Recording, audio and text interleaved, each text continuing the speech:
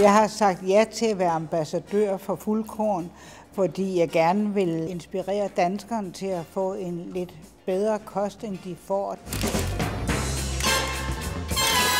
Specielt for de mennesker, som har et stillesiddende arbejde og kører meget i bil og sådan, de har i høj grad brug for at få noget kost, som også kan hjælpe på deres fordøjelse. Sund kost er jo faktisk billig kost i forhold til alt det, vi ellers går rundt og spiser og køber.